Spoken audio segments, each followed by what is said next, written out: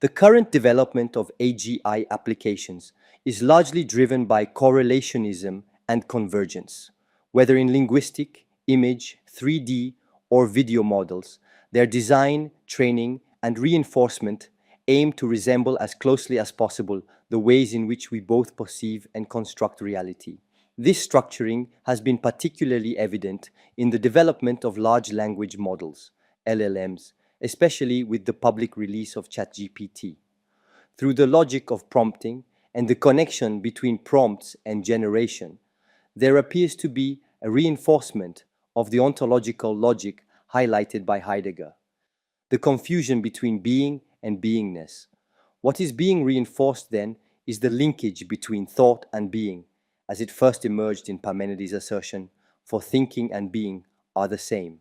Correlationism thus takes shape as the human mind's attempt to constrain AI's range of possibilities, ensuring that it produces representations that align with our structuring of reality as we perceive it from the perspective of beingness.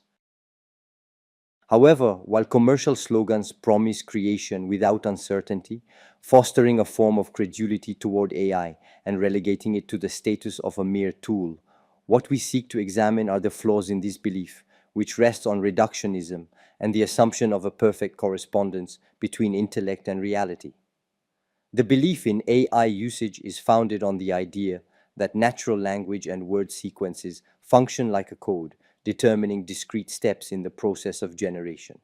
Yet, as we will demonstrate, this assumption contradicts the very logic underlying the design of contemporary AI systems. As Geoffrey Hinton stated in 2017, I believe that people who thought that thoughts were symbolic expressions made a huge mistake. What goes in is a string of words, and what comes out is a string of words. And because of that, strings of words appeared to be the obvious way to represent things. So they thought that what must be in between was a string of words, or something like a string of words. I think that what's in between has nothing to do with a string of words. What happens in between? Does this intermediary, the black box, merely simulate human thought, as Willem Flusser suggested in his writings on the photographic apparatus? Or should we instead question the nature of generative processes, considering them as fundamentally heterogeneous to our own cognitive processes, thereby adopting an allogenetic approach to AI-generated creation?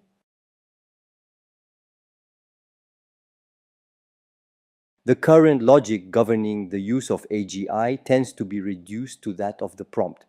The vast majority of AGI applications available to the public rely exclusively on this mechanism. Whether one seeks to generate images, 2D, 3D, video, or structural representations, or engage in formatting tasks, the process is fundamentally predicated on the articulation of a statement that enables interaction with a large language model, LLM.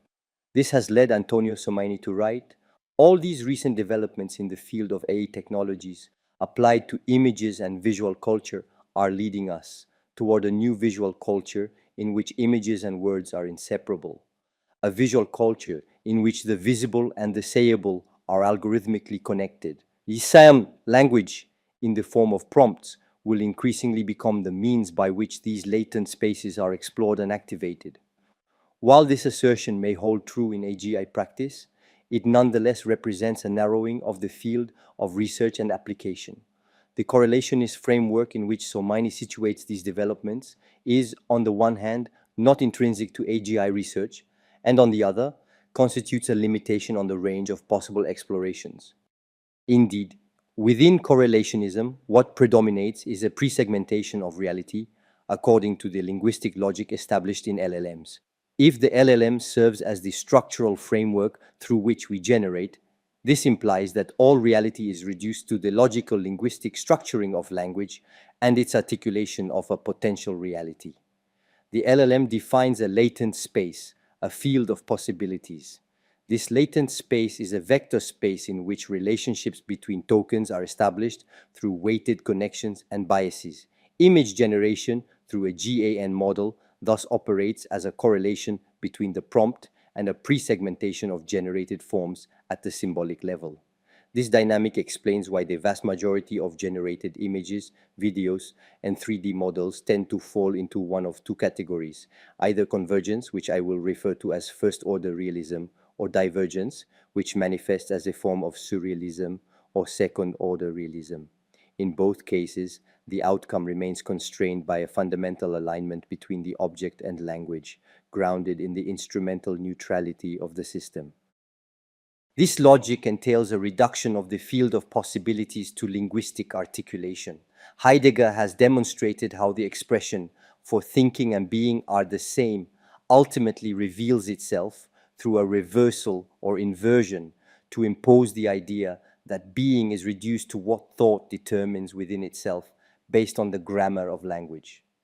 Such a reduction of generativity to linguistic ideality leads AGI users to assume a priori that what is generated will necessarily correspond to and be adequate to the concepts articulated in the prompt. The generated object is expected to align with the intellectual form of the prompt, as its very possibility is anchored in the latent space of language.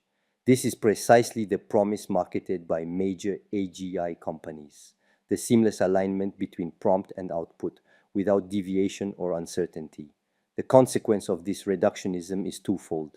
First, it fosters ignorance of the internal processes underlying generation. Second, it results in a form of creation that is mimetic of human creativity. AGI is thus reduced to a transparent interface designed to enable an almost instantaneous translation of signifiers into images. This logic entails a reduction of the field of possibilities to linguistic articulation. To understand in what sense generation is being reduced, we must return to the first article on inceptionism by Mike Tika, Alexander Mordvintsev, and Christopher Olah, published in June 2015. For them, the central question is not about conformity to reality, but rather about the possibility of understanding how neural networks operate. Their focus is not on the identity of a representation, but on the differential interplay of neural layers. They explore the emergence of an artificial imagination and question the complexity of comprehending what is at stake. As they explain, instead of exactly prescribing which feature we want the network to amplify, we can also let the network make that decision. In this case, we simply feed the network an arbitrary image or photo and let the network analyze the picture. We then pick a layer and ask the network to enhance whatever it detected. Each layer of the network deals with features at a different level of abstraction, so the complexity of features we generate depends on which layer we choose to enhance. For example, lower layers tend to produce strokes or simple ornament-like patterns, because those layers are sensitive to basic features such as edges and their orientations. The process introduced by the three researchers at Google Lab is not linguistic, but instead structured around learning models through images. The first step involves training models by filtering shapes, such as a banana, a dog, etc., through layers in a neural network. Rather than using this for a traditional computer vision CV application to label reality, they employ a generative adversarial network GAN process to generate shapes from images or noise where the shape itself is not initially present. What is particularly interesting in their approach is that they themselves question and are often surprised by what the model has identified during its learning process. This is evident in their observation regarding the dumbbell model. There are dumbbells in there all right, but it seems no picture of a dumbbell is complete without a muscular weightlifter there to lift them. In this case, the network failed to completely distill the essence of a dumbbell. Maybe it's never been shown a dumbbell without an arm holding it. Orientations. The statistical induction that shapes the latent space of the image model for the dumbbell inherently includes the arm and musculature, aligning with human consciousness and its representations. However, for the neural network, the vector field it constructs as a latent space derived from analyzing the provided images encapsulates what it perceives as coherent data, which I will refer to here as a Braille-Terre. The perception and learning process of an AGI does not operate on a reality of objects, but rather learns from images and data, not through a central concept, but through the parallel processing of connected neurons. The role of reductionism is to limit statistical biases, which is why there is a strong emphasis on reinforcement and a highly precise selection of samples used to train each model. Paradoxically, prioritizing prompts reinstates, drawing on Dominique Cadon's analysis, the symbolic logic over the connectionist logic that prevails in the inductivist approach to artificial intelligence. As Cadon explains, the symbolic approach, which constitutes the initial frame of reference for AI, has been identified with orthodox cognitivism. Thinking is the computation of symbols that possess both a material reality and a semantic representational value. The connectionist paradigm, by contrast, considers thinking as a massively parallel computation of elementary functions, those distributed within a neural network, whose meaningful behaviors emerge collectively as an effect of the interactions produced by these elementary operations. Memo Acton was one of the first artists to engage with these questions as early as the summer of 2015. What he initially observed is that neural networks are not fundamentally linguistic but algorithmic. They do not function as symbolic nodes but rather as layers of elementary functions operating in parallel without a global truth. They do not adhere to fixed representational identities, but instead evolve as micro-entities in connection with one another.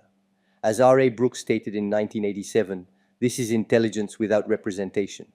Artistically, the goal is not to generate results through promptological correlationism, but to engage with what unfolds within the induction field of the neural network itself.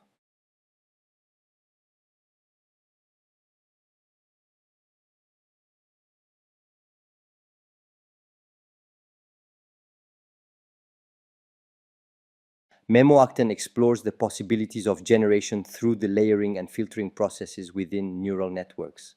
His artistic approach does not rely on the projection of signifiers, but rather on the sequential operations occurring within the network's layers.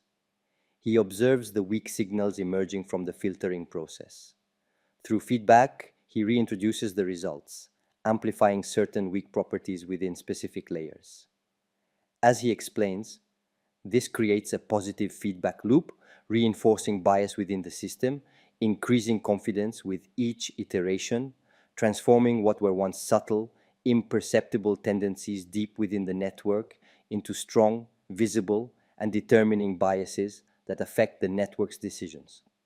For Acton, the goal is to embrace the unexpected, allowing himself to be surprised by what emerges from the neural network, an approach he describes as fostering a form of algorithmic sensitivity. The neural network is neither a symbolic nor a predetermined system.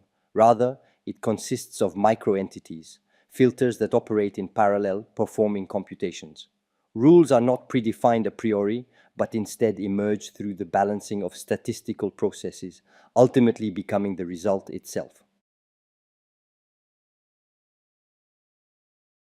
Waiting, letting things emerge. If the term pareidolia was significant in the initial article by the Google Lab engineers, it is because it reveals the underlying process at work. The dynamics within a neural network are not governed by symbolic or logical associations.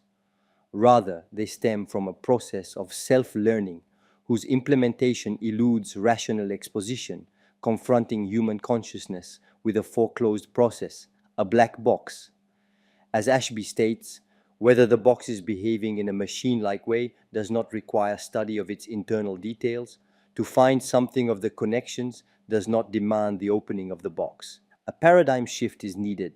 The theoretical approach must change. What underpins the current framework is a unidirectional relational structure in which human anticipation of a result follows a logical step-by-step progression.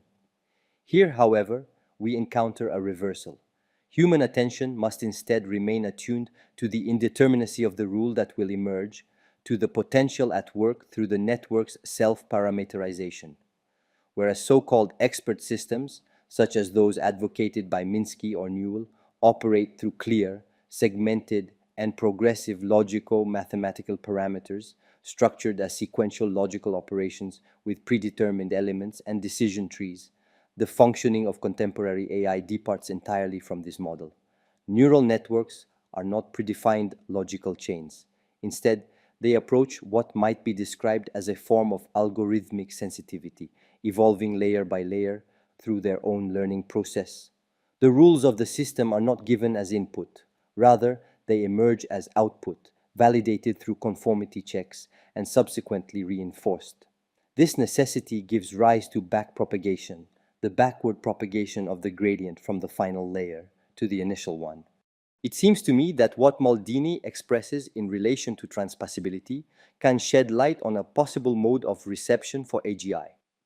To define transpassibility, he states that in the face of alterity, it is not within the world that Dasein has projected open that the surprising event of this encounter takes place. Rather, it is the event of this encounter that, through its advent, opens a world. When engaging with AGI and its functioning, we should not, in my view, predefine it according to our own framework of consistency, our language and intentionality. Instead, we must allow a space of encounter to emerge from what AGI itself opens up. Of course, we must not be naive. Many AGI systems, by virtue of the interfaces through which they are presented, are merely tools designed to align with human intentionality. Phenomenologically, this means no longer positing a priori our intentionality and the meaning of a world structured by our consciousness, but rather allowing what emerges from the alterity of certain AGI systems to become a site of questioning for us. We thus begin to perceive a gradual shift toward allogenesis, a concept we will explore further. Transpassibility would thus be the mode that allows for the reception of a world that emerges from the alterity of AGI. The horizon from which it arises, which opens along with it, is not that of a world that I myself would have opened. The event is not within my power. If the opening of possibility as such constitutes the very essence of projection, then openness to the event and to encounter belongs to the realm of passibility. Transpassibility can only be realized through a form of tactic in the sense defined by Michel de Certeau. He demonstrates how order is maintained through a strategy of believing and making believe, legitimizing itself through a supposed reality and manifesting itself in the narrativity of the media. The fundamental mistake, in our view, in assuming that the symbolic vector dictates generation lies in the belief and the act of making others believe that generative systems strictly follow the structure of LLMs, as if they operated through a logico-linguistic generative tree. This assumption would imply a priori that the neural network is governed by a set of predefined rules determining its process. In response to this hold of belief, it becomes crucial to develop certain tactics. As de Certeau explains, these tactics, through their own criteria and procedures, would make such autonomous use of institutional and symbolic organization that, if taken seriously, representation would lose itself in every sense of the term. Its postulates and ambitions would not withstand it. Normativities, generalities, and predefined structures would collapse in the face of the transversal and metaphorizing proliferation of these different micro-activities. Certainly, Michel de Certeau reflects here on structures and distributions within society. However, we believe that the concept of tactic and its implications are equally relevant in our context. Tactic functions as a practice that reappropriates established organizations and systemic structures to reveal a differential.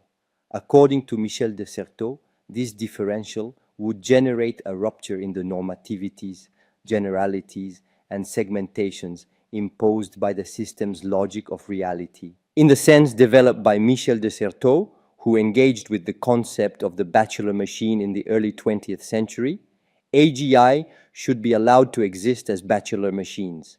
As he states, from then on, what matters is no longer the said, a content, nor the saying, an act, but transformation and the invention of as yet unimagined mechanisms that allow for the multiplication of transformations.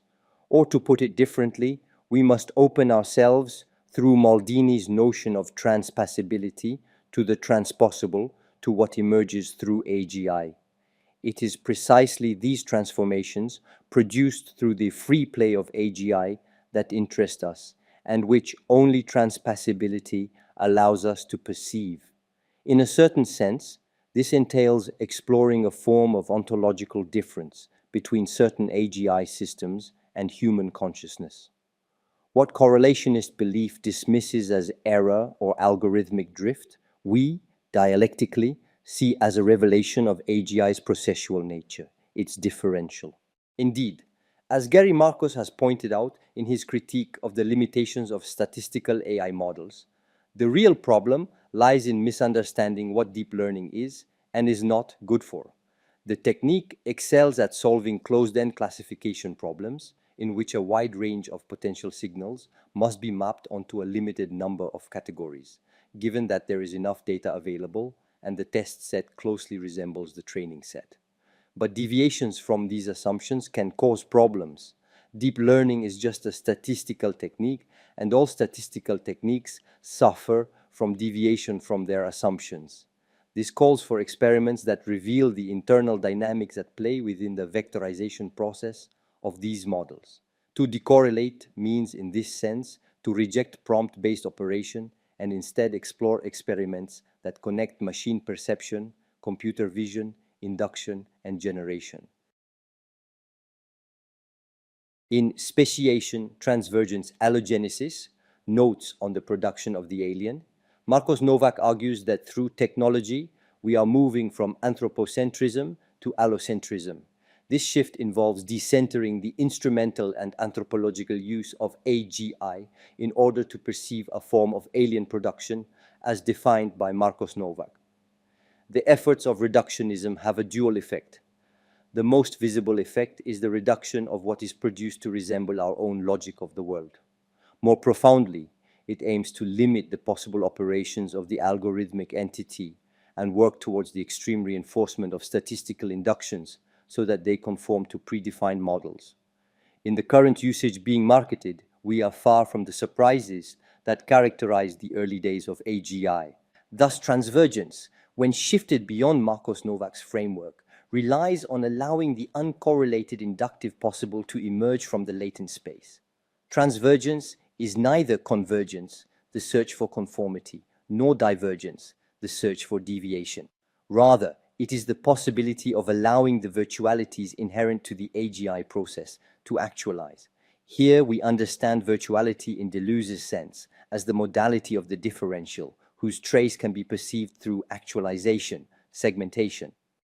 In the work Archaeology of an Impossible Memory, 2021 to 2024, I explored the construction of models through machine learning.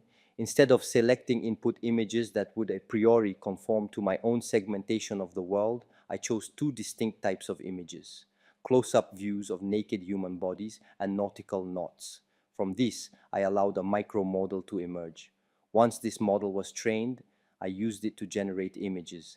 These images, a priori, were not inherently producible in the sense that the statistical regularities identified within this dataset, comprising several thousand images, resulted from the algorithmic sensitivity of the neural network's layers. The form that emerged while initially guided by my choice of input items ultimately escaped my expectations and, most importantly, was no longer grounded in a predefined segmentation of reality. A form of causal counterfactuality was established. We act as if we inhabit a parallel world where nautical knots and human bodies are similar objects, allowing us to derive a resultant statistical form that enables generative actualization.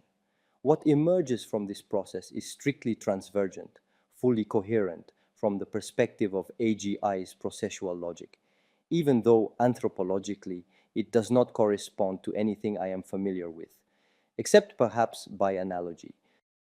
Another tactic used to allow AI's artificial imagination to emerge is to avoid using prompts whenever possible. Since 2022, I have conducted several experiments following this approach. However, It was only in 2024 that I began to see particularly interesting results.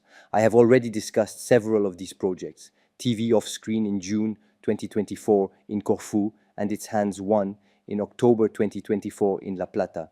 But here, I will focus on my latest creation from 2025, its Hands 2.